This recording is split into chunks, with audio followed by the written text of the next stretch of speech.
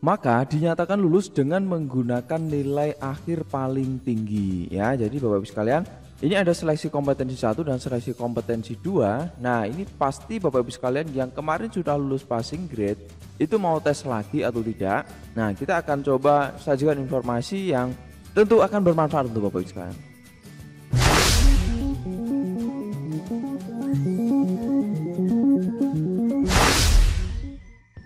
Assalamualaikum warahmatullahi wabarakatuh. Jumpa lagi dengan School Beda di sini. Bapak Ibu sekalian, berkaitan dengan pertanyaan Bapak Ibu sekalian yang sudah lulus passing grade, apakah tes lagi? Nah, ini sering kali ditanyakan juga teman-teman di kolom komentar dan kita akan coba bahas secara detail lengkap. Pastikan bisa menyimak sampai selesai informasi yang kami sajikan ini ya. Baik Bapak Ibu sekalian, langsung saja kita menuju pada pasal 32 untuk peraturan yang resmi Bapak Ibu sekalian untuk pelaksanaan P3K 2022 ini. Jadi di poin pertama atau ayat 1 ini dijelaskan bahwa seleksi kompetensi bagi pelamar atau Bapak Ibu sekalian yang prioritas 1 menggunakan hasil seleksi tahun 2021. Jadi Bapak Ibu kemarin sudah tes ya di 2021 kemarin ya, nilainya ini masih bisa dipakai Bapak Ibu sekalian ya, masih bisa dipakai berdasarkan ayat 1 ini. Nah, prioritas 1 itu apa Bapak Ibu sekalian? Jika belum tahu, kita akan bantu identifikasi lebih lanjut ya. Prioritas 1 ini ada 4 jenis ya. Yang pertama adalah tenaga honor K2 yang sudah passing grade, kemudian guru non ASN yang sudah passing grade juga, lulusan PPG yang sudah memenuhi ambang batas juga, dan guru swasta yang sudah passing grade. Intinya adalah yang sudah passing grade itu prioritas 1 Bapak Ibu sekalian ya. Nah, kemudian Bapak Ibu sekalian, yang berikut seleksi kompetensi sebagaimana dimaksud pada ayat 1 ini terdiri atas seleksi kompetensi 1 dan seleksi kompetensi 2 ya. Nah, kalau seleksi kompetensi 1 ini kan sudah jelas yang kemarin ya. Dan seleksi kompetensi 2 ini apa?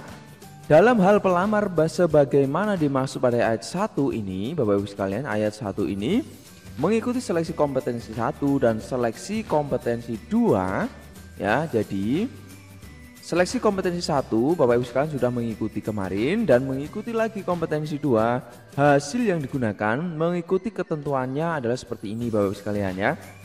Pertama, apabila pelamar memilih jabatan yang sama ya, jabatan atau formasi yang sama pada seleksi kompetensi ini, maka dinyatakan lulus dengan menggunakan nilai akhir paling tinggi ya. Jadi kalau formasinya sama yang dipilih, misalkan sama-sama masih tetap di sini ya, kita lihat contoh. Misalkan di sini memilih tetap guru kelas ya. Contohnya tetap memilih guru kelas, lalu di 2022 ini tetap memilih guru kelas, maka Bapak Ibu sekalian bisa menggunakan nilai yang paling tinggi nanti, misalkan mengikuti seleksi lagi ya, seleksi kompetensi lagi ya. Misalkan yang pertama seleksi kompetensi 1 itu nilainya lebih tinggi, maka pakai yang ini.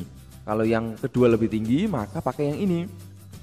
Dan berikut apabila pelamar memilih jabatan yang berbeda. Nah, ini yang berbeda pada kompetensi 1, maka yang dinyatakan lulus dengan menggunakan nilai akhir pada seleksi kompetensi 2 terlebih dulu ya.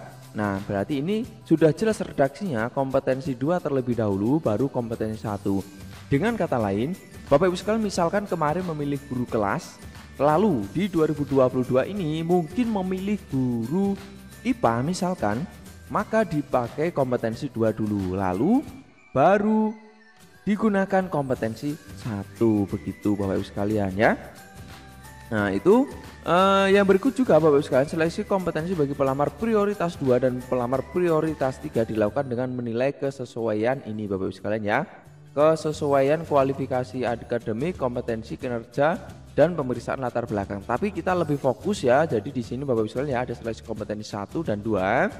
Dengan kata lain Bapak Ibu sekalian yang sudah PG atau sudah passing grade seperti ini ya, sudah P1 ini ya, Bapak Ibu sekalian sebaiknya mengikuti tes lagi. Barangkali Bapak Ibu nilainya lebih tinggi, nanti digunakan nilai yang paling tinggi, dan pastikan pilih saja formasi yang sama atau jabatan yang sama. Kalau Bapak Ibu memilih jabatan yang berbeda, nanti Bapak Ibu akan kurang maksimal kesempatannya ya. Tetapi kalau misalkan formasinya di daerah memang tidak ada, ya mau tidak mau ya bisa memilih formasi yang berbeda. Jadi informasi seperti itu Bapak Ibu sekalian. Jika ada kendala pertanyaan tinggalkan di kolom komentar.